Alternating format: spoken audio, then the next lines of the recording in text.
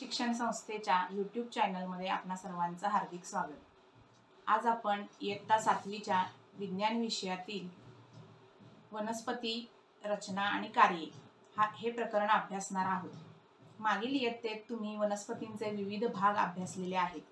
वेगवेगळ्या वनस्पतींचे मुळे, खोड, पाने, फुले, फळे ही वेगवेगळी दिसतात।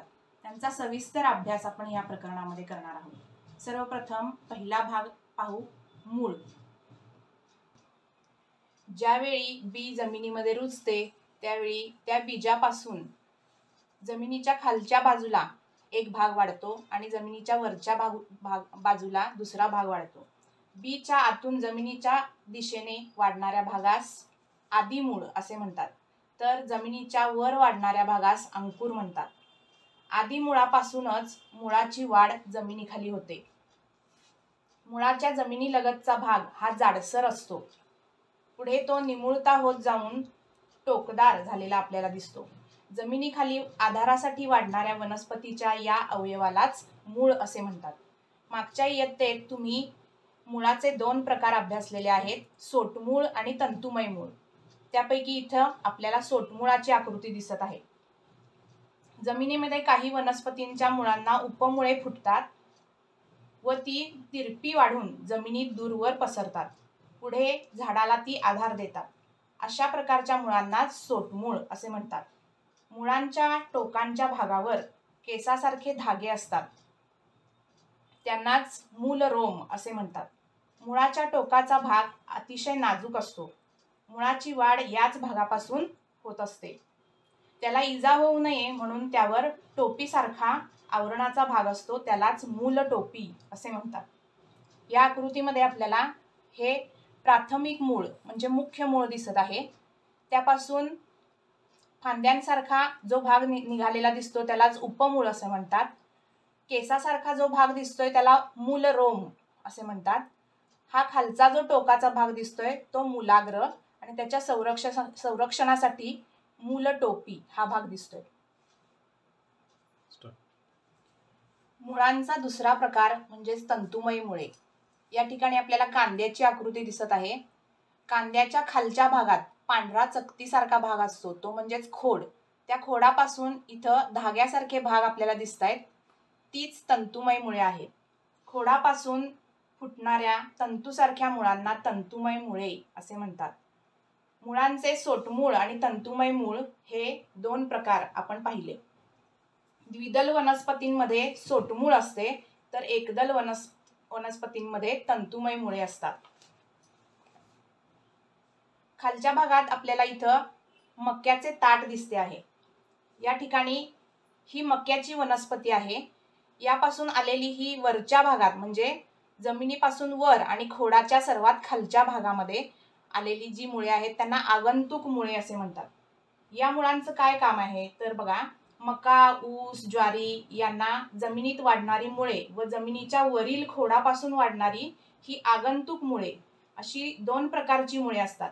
माती घट्ट धरून ठेवणे, पाणी, खनिजे व क्षार शोषून घेणे, आधार देणे अशी विविध कामे या आगंतुक मुळांची असतात। आगंतुक मुळांप्रमाणेच आणखी काही रूपांतरित मुळेही असतात। त्यापैकी रूपांतरित मुळांचे प्रकार म्हणजे हवाई मुळे, आधार मुळे, धावती मुळे, श्वसन मुळे। हवाई मुळाचं एक उदाहरण सांगायचं झालं तर वडाच्या झाडाच्या पारंब्या। धावती मुळे याचं उदाहरण सांगायचं झालं तर गवत आपल्याला सर्वांना माहिती आहे, गवताची जी मुळे असतात ती धावती मुळे असतात।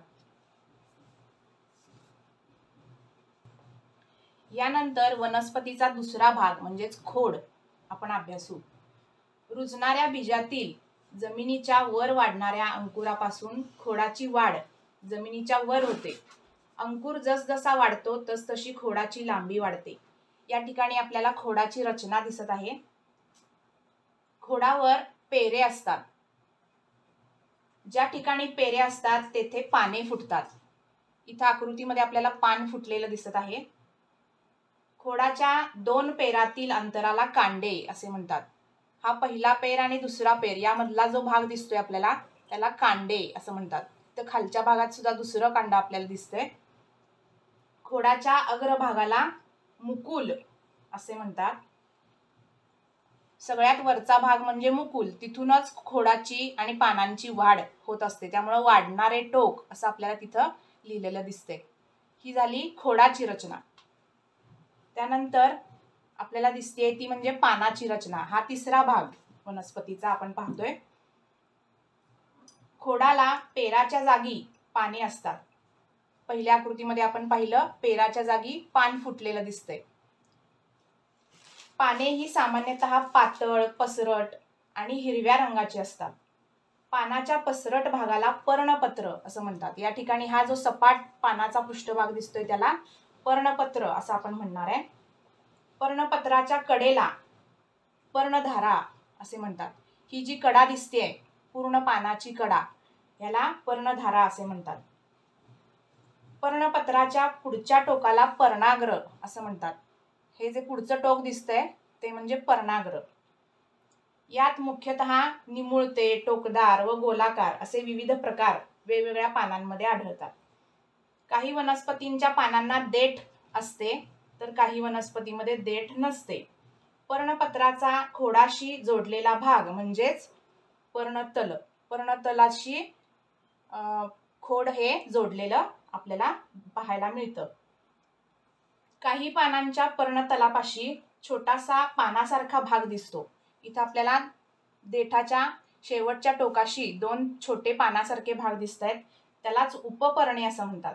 पानांच्या पर्णतलापाशी छोटासा पानासारखा भाग दिसतो त्याला उपपर्णे असे म्हणतात. पानांचे दोन प्रकार तुम्ही मागील इयत्तेत अभ्यासलेले आहेत. एक म्हणजे साधे पान आणि दुसरे म्हणजे संयुक्त पान. असे दोन प्रकार आपण मागील इयत्तेमध्ये अभ्यासलेले आहेत. यानंतर आपण इथं पानांचे विविध प्रकाराच्या आकृत्या पाहणार आहोत. पर्णधारेवरून पानांचे प्रकार. पर्णधारा म्हणजेच पानाची कडा. पर्णधारेवरून पडणारे असे 3 प्रकार आपल्याला इथं पाहायला मिळतात. पहिली आहे सलग, सलग, दंतेरी, खंडित असे 3 प्रकार आपल्याला पर्णधारेवरून पानाचे पडलेले दिसतात. त्यानंतर खोडावरील पानांच्या मांडणीनुसार पडणारे प्रकार. खोडावरील पानांच्या मांडणीनुसार तिचे प्रामुख्याने एकांतरित, आवर्ती, सम्मुख आणि वर्तुळाकार असे प्रकार पडलेले आपल्याला दिसतात. आकारानुसार पर्णपत्रे प्रामुख्याने गोलाकार, हस्ताकार, तरफदार, लंबाकार अशी आढळून येतात. पानांमधील शिरांचे जे जाळे असते त्यावरून शिरांच्या प्रकारावरून पडणारे पानांचे प्रकार इथं आपल्याला आकृतीमध्ये दिसत आहेत. पहिल्या आकृतीमध्ये ओव्याचे पान आपल्याला दिसते. ओव्याच्या पर्णपत्राच्या मधोमध एक जाड शीर आपल्याला इथं दिसते. त्यामुळे मुख्य पर्णपत्र 2 भागामध्ये विभागल्यासारखे दिसते. या मुख्य शिरेस उपशिरा फुटलेल्या आपल्याला इथं दिसत आहेत. या मुख्य शिरेमध्ये उपशिरांच्या पासून आणखीन शिरा फुटून एक जाळेच तयार झाल्यासारखे आपल्याला दिसते. त्यामुळं या पहिल्या प्रकारामध्ये जाळीदार शिराविन्यास असल्यासारखं आपल्याला दिसतंय. या प्रकारचीच जाळीदार शिराविन्यासाची रचना पिंपळाच्या पानामध्ये सुद्धा आपल्याला पाहायला मिळते. त्यानंतर इथं दुसरं पान दाखवलेलं आहे ते म्हणजे मक्याचे पान. मक्याच्या पर्णपत्राच्या सर्व शिरा या पर्णपत्राच्या खोडाला चिकटलेल्या भागापासून ते टोकाकडे अशा एकमेकास समांतर असताना आपल्याला दिसत आहेत. इथं शिरा ज्या दिसत आहेत आपल्याला त्या समांतर रेषेमध्ये दिसत आहेत. मक्याचे पर्णपत्र हे समांतर शिराविन्यासाचे उदाहरण आहे. यानंतर आपण वनस्पतीतील सर्वात मुख्य आणि आकर्षून घेणारा भाग म्हणजेच फूल याची रचना अभ्यासणार आहोत. फुलाला लांब आणि आखूड, लांब किंवा आखूड देठ असू शकते. देठाचे एक टोक खोडाला जोडलेले असते. फूल ज्या ठिकाणी देठाला येते तो भाग सामान्यतः पसरट व फुगीर असतो, त्यालाच पुष्पाधार असे म्हणतात. या ठिकाणी आपल्याला सर्वात खाली फुलाचं देठ दिसतंय, त्याच्यावरचा हा फुगीर आणि पसरलेला भाग जो दिसतोय तो म्हणजेच पुष्पाधार. या भागावर फुलामधील इतर भाग हे आधारलेले असतात. फुलाच्या पाकळ्या आणि इतर भाग ह्या पुष्पाधारावरच असतात. त्यानंतर पुष्पाधारावर येणारा भाग म्हणजेच निदलपुंज. इथं हिरव्या रंगाचा जो भाग दिसतोय आपल्याला छोटा पाकळीसारखा, तो म्हणजेच निदलपुंज.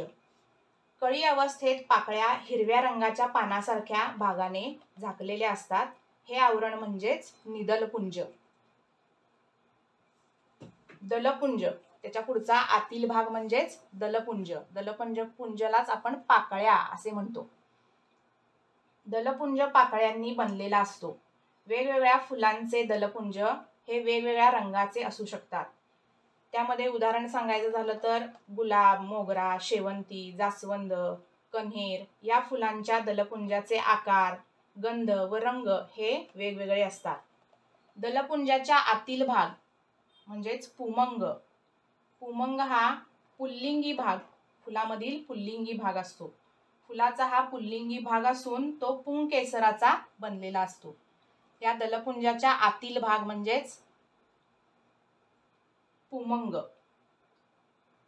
त्यात परागकोश आणि वृंत असतात. या ठिकाणी पिवळ्या रंगाचे परागकोश आणि ते ह्या मधल्या भागाला जोडण्यासाठी बारीक धाग्यासारखा भाग असतो, तो म्हणजेच वृंत. पुमंगाच्या आतील भाग, चौथा भाग फुलातील, तो म्हणजेच जायांग. फुलाचा हा स्त्रीलिंगी भाग असून तो स्त्री केसराचा बनलेला असतो. फुलाच्या सर्वात आतील भाग म्हणजेच जायांग. त्यात कुक्षिवृंत व अंडाशय असते. या ठिकाणी हा मधला लालसर भाग जो आपल्याला दिसतोय त्याच्या आतमध्ये कुक्षिवृंत असतो. हे वरचे छोटे छोटे भाग जे दिसत आहेत लाल रंगाचे ते म्हणजे कुक्षी, आणि ही कुक्षिवृंतापासून अंडाशयाशी जोडलेली असते. हे जे मुख्य भाग आहेत फुलाचे, त्यामुळंच परागीभवनाची क्रिया ही फुलामध्ये होत असते. परागकोश ज्यावेळी पक्व होतात त्यावेळी ते फुटतात. परागकोश पक्व झाल्यानंतर ते फुटतात आणि त्यातील परागकण कुक्षीवर जाऊन पडतात. या क्रियेलाच परागीभवन असे म्हणतात. बघा, परागीभवनाची व्याख्या: परागकोश पक्व झाल्यावर फुटतो आणि त्यातील परागकण कुक्षीवर जाऊन पडतात. या क्रियेलाच परागीभवन असे म्हणतात. या परागीभवनातूनच पुढे अंडाशयातील बीजांडाचे फलन होऊन त्याचे रूपांतर बी मध्ये आणि अंडाशयाचे रूपांतर फळामध्ये झालेले आपल्याला दिसते. म्हणजे बीजांडाचं रूपांतर बी मध्ये आणि बाहेरील अंडाशयाचं रूपांतर फळामध्ये झालेलं दिसतं. म्हणूनच फुलाला वनस्पतीतील प्रजननाचा मुख्य भाग असं म्हटलं जातं.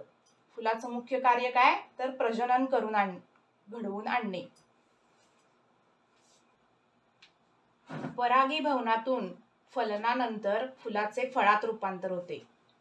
या ठिकाणी आपल्याला वेगवेगळी फळे दिसत आहेत. आपण दैनंदिन जीवनात वेगवेगळी फळे वापरतो. प्रत्येक फळ हे वैशिष्ट्यपूर्ण असते. त्याचा आकार, रंग, चव यामध्ये विविधता आढळून येते. आंब्यामध्ये एकच कोय असते, तर फणसात असंख्य गरे आणि बिया असतात. या ठिकाणी आपल्याला फणस दिसतोय, त्यामध्ये असंख्य बिया आपण पाहिलेल्या असतील. त्यानंतर इथं आंब्यामध्ये एकच बी असते. बोर, आंबा, चिक्कू, सफरचंद अशा फळांची निरीक्षणे आपण केलेली आहेत. काही फळांमध्ये कवचाची, गराची व बियांची रचना, संख्या वेगवेगळी असते. काजू सारख्या काही फळांमध्ये बी थोडेसे बाहेरच्या बाजूस आलेले दिसते. या ठिकाणी आपल्याला काजूचं फळ दिसतंय. वरच्या भागात त्याचं फळ आहे आणि खाली बी म्हणजे जो आपण काजू वापरतो तो बाहेरच्या भागात आलेला आपल्याला दिसतो. जर आपण शेंगदाणे, वाटाणा, गहू, ज्वारी यासारख्या बिया 2 ते 3 तास पाण्यात भिजवल्या आणि त्यांचे जर निरीक्षण केले तर ज्याचे 2 समान भाग होऊ शकतात अशा बियांना आपण द्विदल बी असे म्हणणार आहे. ज्यांचे 2 समान भाग होतात त्यांना द्विदल बी म्हणतात. तर ज्यांचे 2 समान भाग होत नाहीत त्यांना एकदल बी असे म्हणतात. त्यामुळं सर्वात पहिला जो भाग आपण अभ्यासला होता मूळ, त्यामध्ये बघा द्विदल वनस्पतींमध्ये सोटमूळ आढळते, तर एकदल वनस्पतींमध्ये, एकदल बी असणाऱ्या वनस्पतींमध्ये हे तंतुमय मूळ आपल्याला पाहायला मिळते. या पाठामध्ये विद्यार्थी मित्रांनो आपण वनस्पतीचे विविध भाग म्हणजेच मूळ, खोड, पान, फूल आणि फळे यांची रचना आणि कार्ये अभ्यासली. धन्यवाद.